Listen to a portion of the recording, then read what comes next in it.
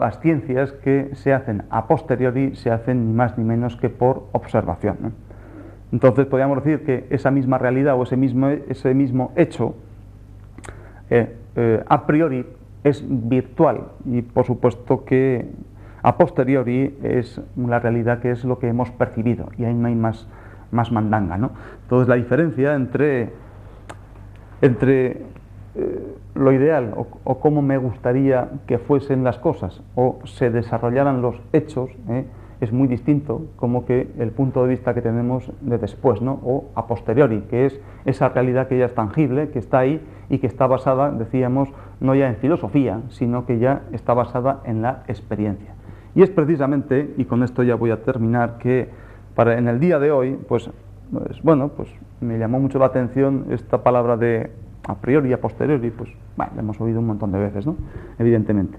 Pero que yo les quería contar, pues lo que me ha acaecido en estas 2 últimas semanas, cómo cometimos ese error, cómo ese deseo pudo más, o esa necesidad pudo más que el propio raciocinio a posteriori, digamos, a posteriori, porque ya conocía eso en teoría por otras personas que eso, incluso escritas en la historia, pero ni las has recordado ni dio tiempo porque el deseo fue tal que vas como un cabezón pero con los ojos vendados, ¿no? Y que en segundas partes, aunque dicen que nunca fueron buenas, en este caso fueron buenísimas porque una cosa tan reciente no cometimos el mismo error y por tanto ya no tenemos que pagar este error, ni las secuelas ni las consecuencias. Todo el mundo se fue en paz y ya es exactamente como les quiero dejar a ustedes. No sin antes darles las gracias, dejarles en paz y despedirme de todos ustedes hasta el próximo día, si Dios quiere. Hola pues, hasta luego. ¿Qué hay? Buenas tardes. En el anterior programa se nos quedaron cosas en el tintero. Cuando hablábamos del asma estábamos hablando de la teofilina, que es el fármaco de elección para el tratamiento del asma, bueno, con sus limitaciones propias de su fórmula química. Y bueno, vamos a recordar, hablábamos de que actualmente está de moda considerar el asma como una reacción inflamatoria en la que, bueno, veíamos que había una liberación de los mastocitos, que digamos serían como los geos, los que tienen que pelearse contra un antígeno, que es ese elemento externo, extraño, que no reconocen, y como no son políticos, puesto que son los geos, son los que se tienen que pegar, ellos no se dedican a la política ni a hablar, bueno, pues sueltan todas las bombas que tienen, es decir, sueltan todos los mediadores químicos propios para provocar una inflamación. Pero esa liberación inmediata, a la larga, si se instaura, se hace de una forma crónica, produce una destrucción del epitelio bronquial, en este caso, que quedábamos que era una de las razones por las cuales en el estatus asmático, en el enfermo con asma crónica, producía un aumento de sus problemas en cuanto a la vasoconstricción por estimulación directa de la musculatura lisa y del nervio vago, con lo cual estábamos autoalimentando la patología. Veíamos que, bueno, en principio del asma se supone que es, si alguno de ustedes es asmático o tiene algún familiar asmático, ya sabe que por la noche parece que se nos está muriendo. Son problemas, se ahogan y necesitan del Ventolin famoso, que en ese sentido es un fármaco para la crisis aguda que va perfectamente. El caso es que este tipo de pacientes se casan ya con ese aerosol de por vida y no se les trata, digamos, el problema de base. Quedamos en que estas patologías, esta patología en concreto, no es ni más ni menos que un síntoma que canta de otro sitio. Y, como siempre, nos estamos quedando en lo de la moda, que ya los libros incluso nos lo reconocen, cuando, bueno, pues en la primera página de lo que es el tema del asma, dicen que, bueno, cuando ahora mismo se considera el asma como una enfermedad antiinflamatoria. Hasta hace muy poco tiempo, el asma se consideraba que era una liberación brusca de histamina y producía eso una vasoconstricción. Entonces el tratamiento de elección era el antihistamínico. Ya hablaremos en su momento de los antihistamínicos, porque claro, ha habido que buscar otro tipo de solución, dado que producían unos efectos secundarios, unas reacciones adversas, unas reacciones no deseables que generaban en muchos casos más problemas de los que en sí mismos deberían o querían resolver. Las teofilinas,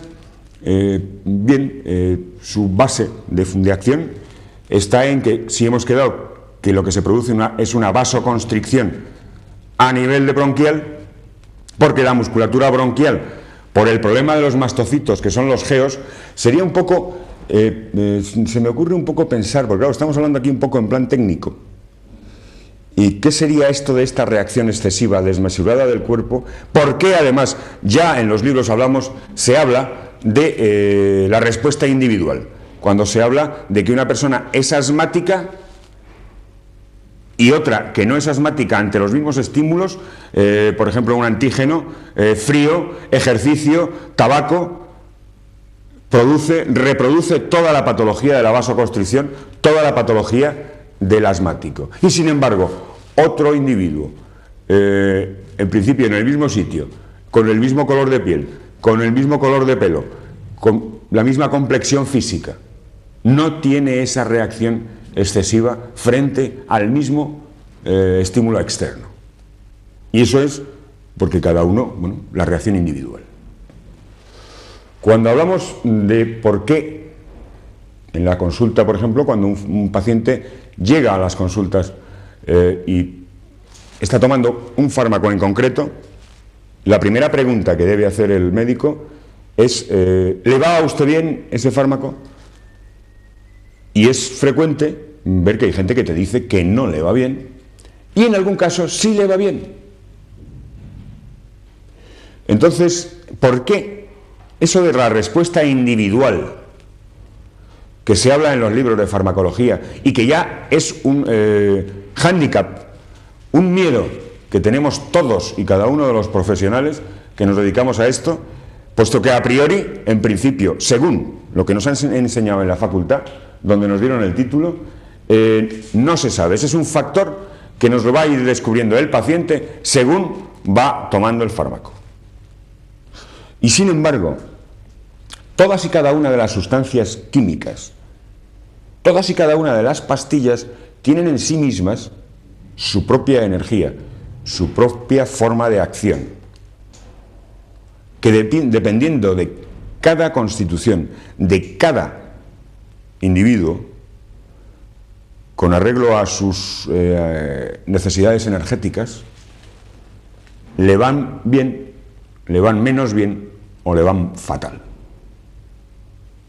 Esta sería en principio la base desde la que deberíamos tratar, se debería tratar también el uso de todos y cada uno de los fármacos cuando aquí los estamos estudiando, puesto que hemos hecho un estudio general de todos y cada uno de los fármacos, nos quedamos con los mismos capítulos siempre, pero no hay un capítulo que consideramos desde la medicina natural quizás el más importante, y es la función energética de todas y cada una de estas sustancias, de todas y cada uno de estos compuestos en cada uno de los organismos, de acuerdo a sus energías, de acuerdo a sus desarreglos energéticos, para suplir o ayudar.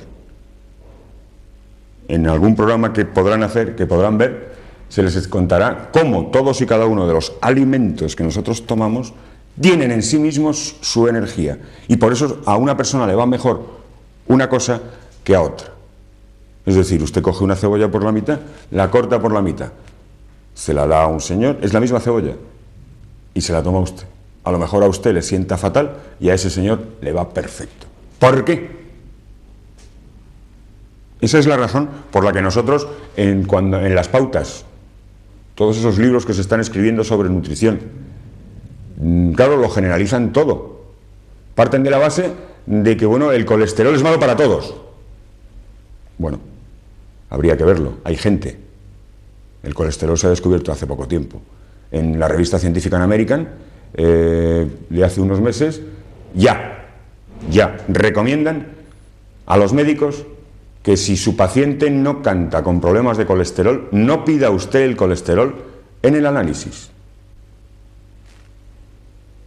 Hay diferentes tipos de colesteroles, los hay buenos, los hay menos buenos, pero son necesarios. Como todo en el cuerpo humano, en su justo equilibrio, por supuesto. Pues bien, volviendo al tema del asma, hemos quedado que es una moda, ahora actualmente se considera como una reacción inflamatoria. Hasta hace poco tiempo se trataba exclusivamente con un broncodilatador directamente y con antihistamínicos, puesto que se partía de la base que era una liberación brusca de histamina que automáticamente estimulaba a una serie de receptores, producía el broncoespasmo, el cierre del bronquio, y a la vez el aumento, la hipersecreción, el aumento de secreción de moco. Claro, si tenemos un tubo, le hemos cerrado el calibre y encima lo llenamos de líquido, es claro que si la función básica del pulmón es el intercambio del oxígeno con el CO2, automáticamente ese paciente va a disminuir terriblemente su capacidad de intercambio de oxígeno. Para que se hagan una idea, si nosotros pudiéramos desarrollar toda la capacidad, toda la superficie de contacto que tienen los dos pulmones, que todos y cada uno de nosotros tenemos, pudiéramos estirarlas como si fuera un hule, un mantel, tiene, en el caso de un pulmón sano totalmente, sin ningún tipo de intervención quirúrgica, tiene la misma superficie de contacto, tendría la misma superficie de contacto que una cancha de tenis profesional, en metros cuadrados, ¿sí? Entonces, de ahí que, bueno, el pulmón es un órgano que, bueno, tiene distintas partes, la porción apical, el lóbulo medio, la porción basal. Depende de la forma de vida que llevamos, utilizamos más una parte que otra. Básicamente, como hacemos los que hacemos vida sedentaria, perdón, la porción apical, la parte de la punta, la utilizamos menos porque hacemos lo que se llama una respiración abdominal, y es el diafragma el que, bueno, va aumentando el intercambio. Y como realmente, si se imaginan ustedes, imaginen que esto es una cancha de tenis, nuestra superficie de contacto es tan grande como nuestras necesidades de oxígeno, al ser la vida que llevamos es sedentaria, bueno, pues no necesitamos toda la superficie de contacto. Entonces, bueno, hay partes del pulmón que utilizamos menos, pero esas partes del pulmón son propensas a cantar patología debido a ¿qué? A que se usan menos. Y ahí asienten elementos extraños, cuerpos extraños, o el mismo epitelio organice alguna cosa por su cuenta y nos plantee problemas. De hecho, hay un gran porcentaje de las infecciones respiratorias que se dan en la porción apical del pulmón, en la porción superior. ¿Por qué? Por eso. Ese es por eso. Pues bien, entonces hemos quedado que es por modas. El caso es que desde que el mundo es mundo, desde que el ser humano está en la Tierra, ha tenido siempre dos pulmones, en el caso que nos ocupa ahora, conectados. Bueno, pues está la boca, está la tráquea, la división de los bronquios principales, luego los bronquiolos y al final los alveolos, que es este lecho que vemos aquí. Entonces, si el objeto de este fármaco, de la teofilina concretamente, es ese paciente, es ese ser humano que tiene dos pulmones, su padre los tenía también, su abuelo, y si ascendemos en el árbol genealógico, llegaremos al principio de los tiempos y ese primer cromañón que había, o primer lo que ustedes quieran, o en lo que ustedes crean, eso ya es suyo. Tenía también dos pulmones. Y tenía los mismos problemas que podemos tener hoy. Quizás a lo mejor con la vida que llevamos o con todas las máquinas que tenemos, todo ese problema de... Bien, ese es otro problema. Pero los pulmones básicamente son lo mismo. Estamos, claro, ustedes dirán, sí, claro, estamos hablando solamente de dos pulmones. Pero claro, estos dos pulmones están relacionados con todo el sistema orgánico.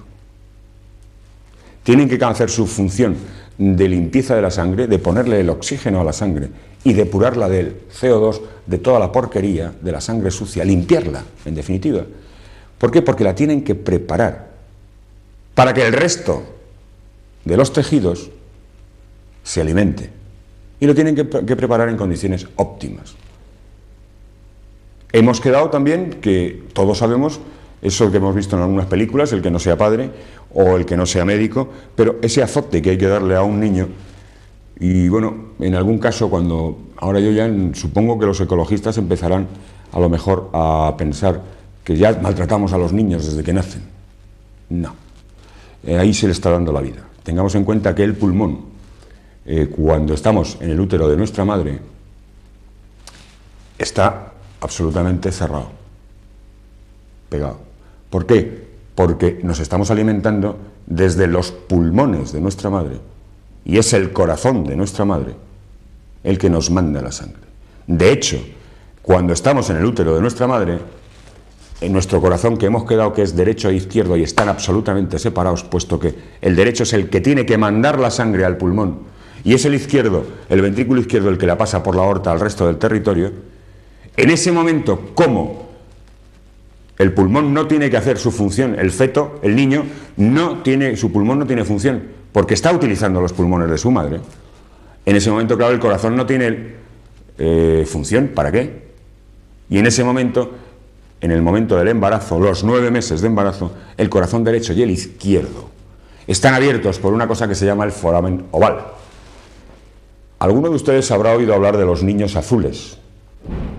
Bien, cuando nacemos, fíjense si es importante ese azote, que no piensen que es un castigo, es un estímulo externo, porque de hecho hay una cosa que es importante: el dolor, igual que otras muchas cosas a lo largo de nuestra vida, se adquiere por el conocimiento.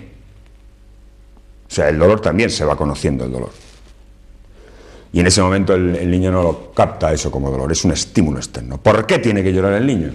Bueno, si el pulmón está cerrado y básicamente la estructura anatómica de la caja torácica, que está protegido por la parrilla costal, las costillas, el esternón, el diafragma, eso, envuelto por las membranas que son la pleura, aísla completamente a los pulmones y hace que tengamos una diferencia de presión con la presión atmosférica normal que nos rodea.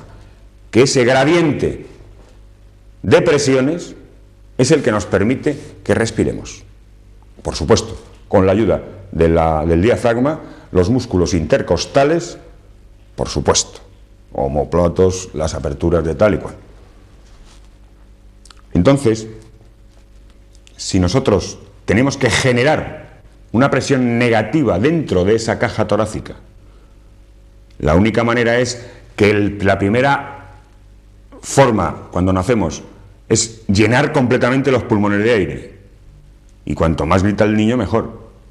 De hecho, hay en medicina moderna una definición cuando un niño tiene un lloro que se llama, sin necesidad de ver el niño, si tú estás fuera escuchando, un lloro que llamamos de maullido de gato, ese niño tiene problemas de membrana hialina y tendrá problemas con su pulmón. Ese niño es un prematuro. Fíjense si es importante el azote. ¿Qué pasa cuando se llenan esos pulmones? Se produce un aumento brusco de la presión. Y es ese aumento brusco de la presión, al cerrar los vasos venosos y aumentar la presión bruscamente, lo que hace que el foramen ese que quedábamos, que el corazón derecho y el izquierdo estaban abiertos en ese momento y tenían circulación, ¡pam!, se cierre. Y ya tenemos un corazón de adulto, digamos, aunque sea un niño, funcionando y haciendo sus funciones de sístole y diástole y de intercambio pulmonar. ¿Qué pasa con lo de los niños azules? Bueno, en el caso de los niños azules, actualmente se resuelve ya con cirugía, son esos niños que no se ha cerrado ese foramen. Y esos son los niños azules. Actualmente, con cirugía se resuelve perfectamente. Pues bien, todo es esto que no es ninguna moda. Esto seguirá pasando dentro de 500 años. Volviendo al tema de las teofilinas, cuando ahora se enfoca el asma desde una reacción inflamatoria, cuando este señor, el mastocito, que es el geo, reacciona de una manera excesiva y anormal ante un antígeno, que es una cosa externa, o ante cualquier descarga de frío, ¿cómo podríamos explicar eso de una manera sencilla? Bueno, pues usted imagínese que en su casa, ahora como con el tema este de los robos y todo lo que está pasando, pues lógicamente en todas las casas se lleva un control exhaustivo de toda la gente que entra. Y más de noche. De hecho, cuando nos llaman por el portero automático ese, se pregunta y no se abre ya libremente como antiguamente se abría. Antes abrías sin preguntar ni quién era. Ahora se pregunta, ¿y usted a dónde va? No va, tal y cual. Imagínense que, bueno, hay un señor que ha entrado, porque estaba la puerta abierta, o ha entrado otro vecino y ha entrado detrás, y va a ver a un señor al 7º piso, por ejemplo. Y ahora, como claro, que en estos sistemas hay veces que te puedes quedar hasta cerrado, porque como se hace tanto sistema de seguridad, ya hay muchos portales en los que no hay un timbre para abrirte la puerta del portal, ¿no? Y tienes que ir a la casa de la que vienes, o llamar, o subir a la casa para que te bajen a abrir. Pero mira por dónde, claro, como has entrado, y el señor al que ibas a ver, o el amigo, o el familiar al que ibas a ver, y como no te conoce nadie en la casa, y entonces se produce el follón, con la psicosis que hay. Y automáticamente la vecina más histérica o el vecino más miedoso llama a la policía. Carga las tintas y viene la policía, como no tiene la puerta del portal, la llave de la puerta del portal, rompe la puerta del portal y hace un destrozo, y luego resulta que se identifica el señor, que sería el antígeno, y ya está. Pero ya está el destrozo hecho. Ya está el destrozo hecho. Porque claro, el mastocito este, el geo, él va ya con la idea de que se va a enfrentar con un chorizo, porque él tiene que tener cuidado y ya no va a andar preguntando tonterías. Y por supuesto, si tiene que entrar, va a romper. Pero claro, son las 2 de la mañana o las 3 de la mañana, ¿no? Se nos ha quedado la puerta del portal ya abierta. Ahí sí que ya estamos a merced, realmente, de chorizos, cuando a lo mejor ese visitante